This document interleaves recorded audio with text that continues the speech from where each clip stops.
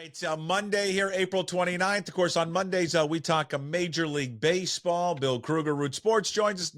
And now our guest is Jim Duquette, former MLB GM for the Mets and Orioles, MLB Network Radio, which is on Sirius XM. You can follow Jim on X at Jim Duquette GM. His weekly appearance brought to you by Flatstick Pub. Whether it's a date night, guys night, ladies night, larger group event, they've got you covered. Visit one of their 6 locations across the Northwest at flatstickpub.com. Big thanks to Andy Largent and the crew. All right, we had you last week in New York City. You're back at the home office. Jim, how was the weekend? Weekend was very good. I was watching some baseball locally. Orioles were at home against the A's.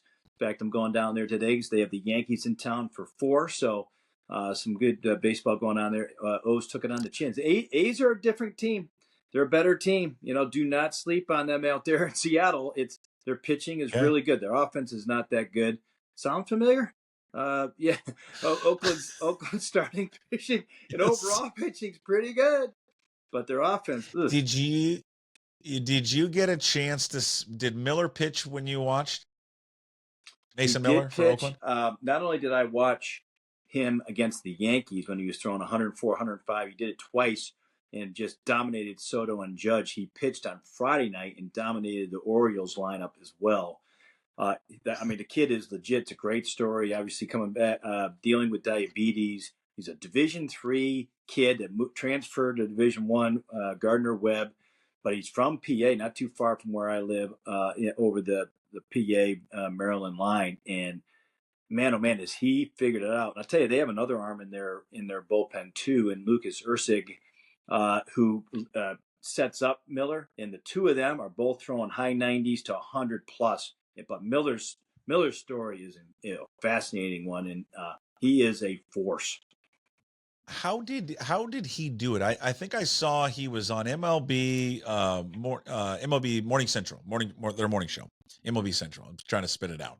Yeah, and he was saying when he was in college, he was only throwing like upper 80s, like 89. Yep. And then now all of a sudden he's throwing, he's touching 102, 103, 104. There was even a thing, and he talked about it on the show, where they thought that he was using something because his test samples had come back all weird, but that was because of the diabetes, because the diabetes was throwing, and the type 1 diabetes was throwing everything off. We've seen jumps, right, Jim, in velocity. Yeah. Is this one of the more crazier like jumps you've seen from a guy from college to the pros? Yeah, it is. I think part of it was he was undiagnosed, right? And that impacted his ability to train, his ability to recover. Okay. And so, once they figured out what was going on with him physically, you saw and be able to manage it. You saw his true abilities come out. And I think that's the sometimes these situations, diabetes in particular, can go undiagnosed for a period of time. And so the fact that he was able to catch it in this particular situation and get it addressed, and he has a pump. I didn't see if he has it on his hip or the pat. I think with most athletes, they have a pump on their hip and they can kind of regulate it in game versus a patch, which most people will have. But I think because of him burning so many calories, that he needs to have access to it, right away in that form.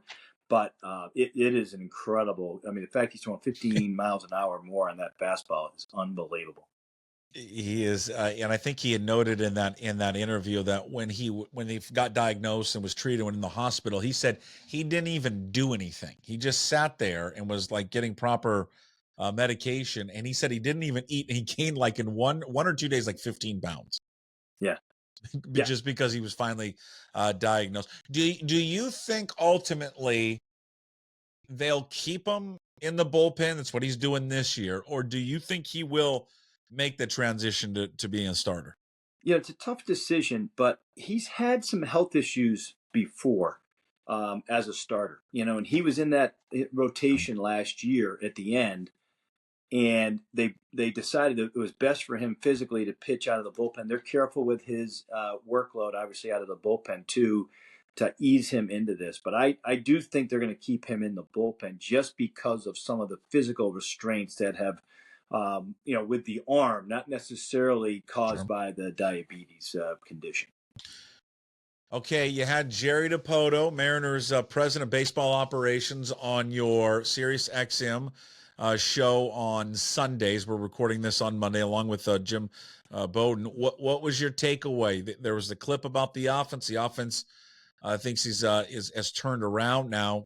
This was also a game yesterday in which they didn't have a base runner after the third inning, and the last 20 hitters were retired and no one got on base. But what was your takeaway of at least how Jerry Dipoto views this offense and views the Mariners where they're at right now?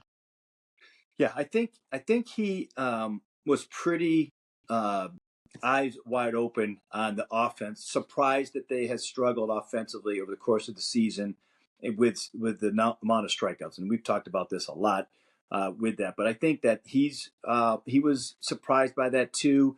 I had noted when I talked to him, I'm like, I think they're in this recent stretch of winning, and when we talked to them, they had won 9 of 11. Obviously, they lost the last game of the series, but they had won 9 of 11, and they had averaged about 5 runs or so per game during that stretch. And it looked like the offense was better, although the strikeouts were still there. And he acknowledged that, but he also wasn't like all that thrilled or enthused by the fact that, the offense hadn't been as good as he had hoped to this point, and the power numbers hadn't been there either. He's obviously hopeful. And I think if you kind of look at it, you say, well, Julio's always been a slow starter. We talked about that last week. France off to a slow start. J.P. Crawford off to a slow start. Now he's hurt. Like, you have a number of guys that are they're off to slow starts, and you're in this position where you've rebounded, with the team and the record, and you're right around first place. Obviously, the pitching has been fantastic. That's what they expected. Same with the pen. But I think that he feels like there's more in the tank, and I would have to sit there and agree with him, just trying to look at it objectively. Okay, so more in the tank. I mean, they did a lot to improve this offense, this offseason. I mean, they are. It's weird because their pitching has been in this stretch has been so unbelievable, right? Right. I think it's the last 17 games the starters have gone out there. It's like 16 earned runs, or maybe I got it back. Maybe it's 16 starts and then 17 runs, whatever it is. I mean, it is ridiculous. Their pitching is at an all-time level right now. Now, whether or not that's sustainable, I don't think it's going to revert back to like the first week or 10 days of the season where it was like all over the place. This is kind of more where they've been, but they're on a run right now. It's kind of historic. So that's going to come down a little bit. They don't need much offensively. It's not like they need to score 6-7 runs a night. Right. I mean, you saw that they took 2 out of 3 from Arizona in a couple of those games, right? Wins. They've got 5 hits. Yeah. Yet and they're winning, which is remarkable. He goes out and gets Garver. He gets Polanco. Let me touch on Polanco for a second. Yep. So Polanco is a guy who's never really struck out all that much. He is getting on base because he's walking, but the strikeouts. What did he address that at all, or what are you seeing with your own eyes? Why Jorge Polanco has struggled so much this year? Yeah, I think he didn't address it. We brought it up. Both Jim Bowden and I, just with our GM experiences, it looks like he's off to a slow start and he's pressing a little bit. And we saw this, unfortunately, with Winker when he came over. It didn't go well the entire season with Jesse, obviously. But with Polanco, I feel like, and we both feel like he's going to figure it out. He's too good of a hitter. He doesn't have a ton of power. He's not going to be a 30-homer guy. But he is a really good offensive hitter and gives them such good balance, with the switch hitting capabilities. And Jerry, he didn't disagree with us that he feels like he might be pressing a little bit out of the gate. So, I think that, generally the rule has always been with a veteran hitter who's hit, you want to give him about 125 or so plate appearances. We're close to that now with a lot of these guys. And you start to look and see, are they hopefully trending? Are they hopefully starting to make adjustments here around that period of time? It's not uncommon to have a slow start. You can recover from those slow starts. It's not ideal because now you're trying to dig out of it. But, I think with the Mariners, they did dig out of the hole, record-wise, out of the hole. And I think for him, for France, some of these guys that were struggling, I think that's the kind of benchmark that you look at to hopefully have them start to see some adjustments.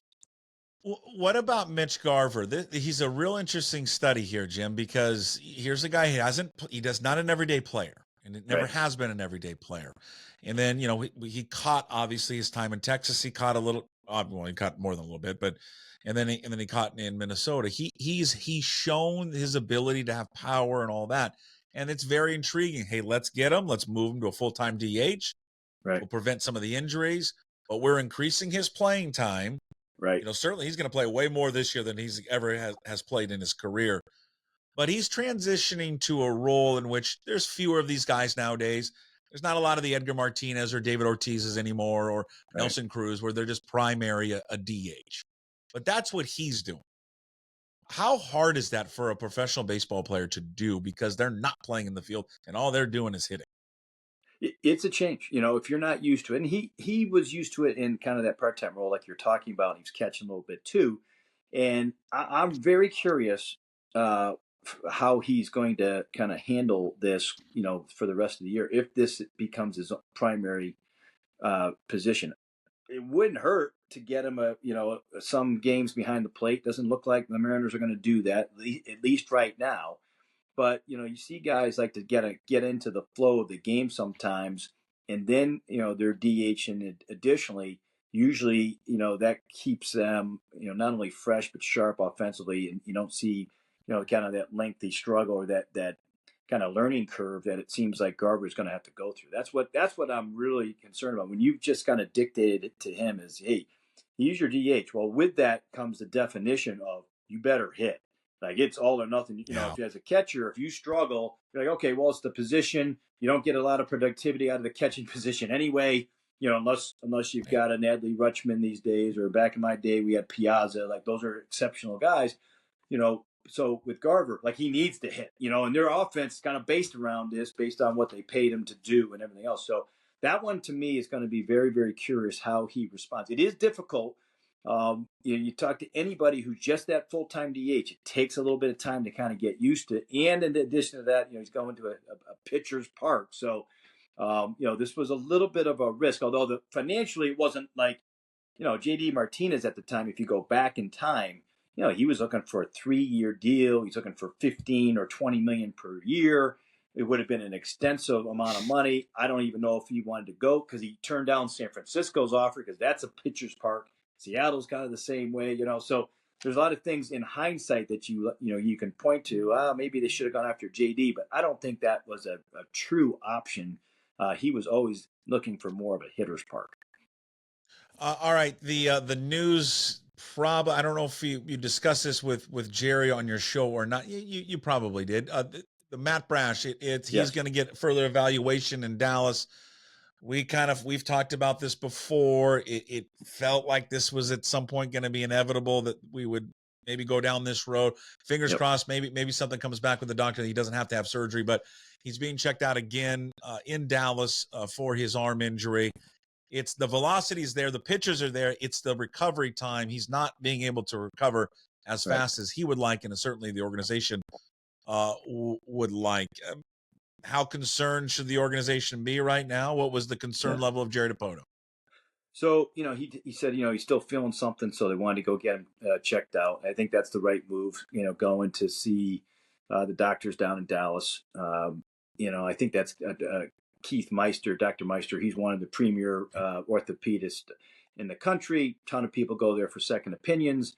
Again, that's also very common, but it is concerning that they've given him this much time off and he's still feeling something, and so I think the evaluation sometimes is, we've seen this with a couple guys that if there's a slight tear, a lot of times, like Kyle Bradish, who's with the Orioles, he had a slight tear. They gave him a PRP injection. It seems to have healed, but those are also risky. Like, you go way back to the Yankees when they had Masahiro Tanaka. He never had Tommy John surgery, but when he first came over, he had the PRP injection. He had issues with the ligament. Sounds like Brash, and it also sounds like Bradish with the Orioles. They have something similar, and it's about whether they can recover or not. I don't know if Brash even had the PRP. From what I understand, I don't think he did, because I think he would be a little bit later to recover if he did have the PRP injection. But whatever the case is, they got to get a handle. I don't think he did. Yeah, I don't think he did. So So it's a little concerning because this injury has been cropping up. There's like over 60 starting or pitchers in general right now on the injured list that are just dealing with elbow injuries right now in the month of April. It's unheard of and almost an epidemic. Yeah, I mean, it just appears it appears to be an epidemic. Well, I mean, hopefully he's okay. I mean, they used him a lot last year and 2 years ago, and I get it. I mean, he's a valuable weapon out of their bullpen, and they used him a ton down the stretch. And I wonder if it's starting to catch up with him of how much they use him now. He throws in a violent nature that it was probably he was at some point was gonna develop some type of arm issue because of how much torque he puts on that elbow and stress he puts on that arm. The Braves are in town. Yeah. It's the return of Jarred Kelenic. Yes. Who let's be honest, they just gave away. It was a salary dump move to get rid of Marco Gonzalez, and they threw in their former top prospect in their organization. Many fans out here in Seattle, including myself, are just wondering why he's still not on this team. Yeah, they didn't need to give him up. There was no reason to trade him other just to get rid of a contract, but that's the situation this ownership group is in. What do you think the reception should be for Jarred Kelenic, and why ultimately do you think it did not work out here, and how are things going right now in Atlanta with him? So coincidentally, I talked to Alex Anthopoulos, the general manager of the Braves, on my show yesterday as well. We asked him about Kelenic, so I'll give you what his feeling is about it. Obviously, he's really enthused with the early start. Jarred has a mechanism in his swing where he's got a hitch to it.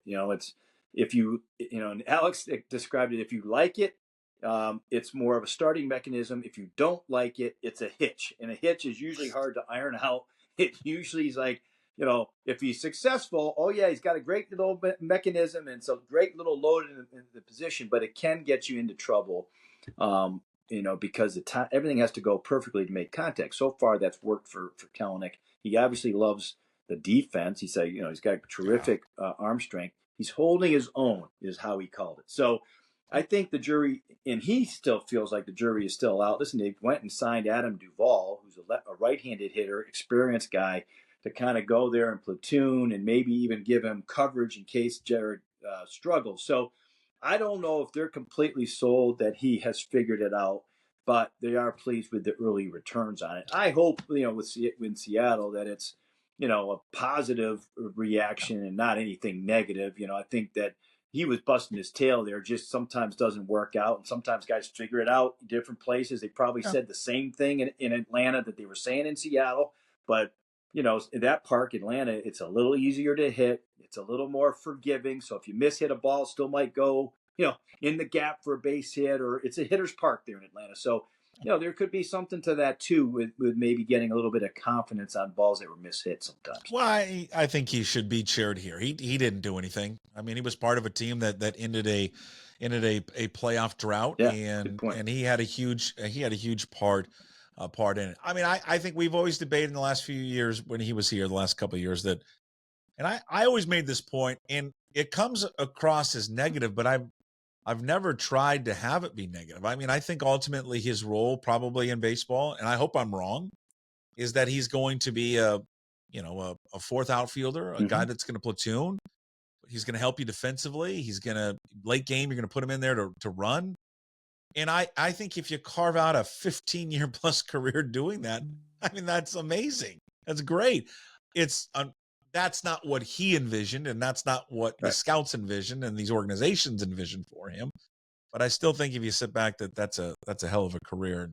He still has, I mean, he's young. What is he, 23?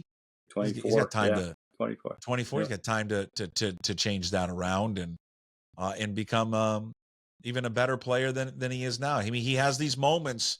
We saw it last year, and even the beginning of this season. He gets on a stretch, and he can be as hot as anyone.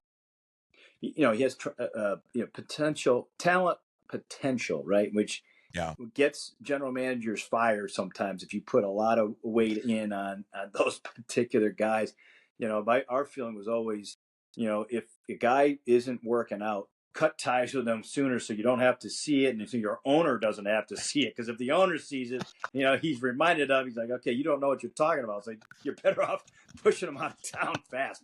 But in this particular situation, because he's such a young player, you want to keep that the possibility of him figuring it out there as long as you can. It just got to the point where like every week, every 2 weeks, I would ask Scott Service, how's Kelenic doing? Like he got sick. Like everybody got sick of answering the questions. I'm sure you got sick of talking about it. I know I got sick of answering questions about it. So it's just time for a change.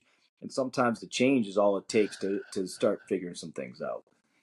International series took place. The Astros down in Mexico City. How did it go? What was the reception for that? What are the plans in the future for this series?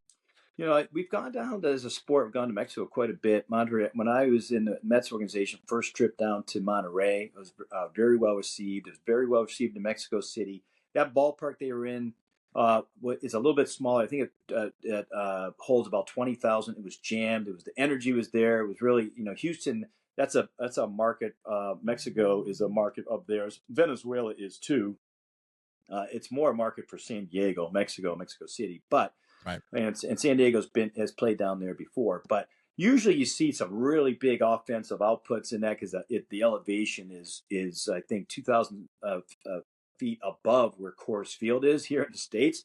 The ball didn't fly that much, you know, but I would say with Houston, bad news for the Mariners fans is, you know, they were 12 under 500 and all of a sudden looked like their offense was figuring it out. We'll see. They come back stateside now, but you know, they were hoping to get off on track. Alvarez looked like he was back on track, and a couple other guys were starting. You know, Tuve's been having a good season anyway, but Bregman maybe had a couple good at bats yesterday. Yep. We'll see if they can use that as kind of a springboard into, you know, turning their season around. But I think with Major League Baseball, Japan next year, back to Mexico City, San Juan. They were supposed to go to Paris, but that fell through. They're going to be in San Juan and Puerto Rico. So, you know, they're continuing to promote the brand internationally, which is what we have to do as a sport. And I think, you know, it's been very well received in the cities that they have gone. So, you know, I think you're going to continue to see more of this.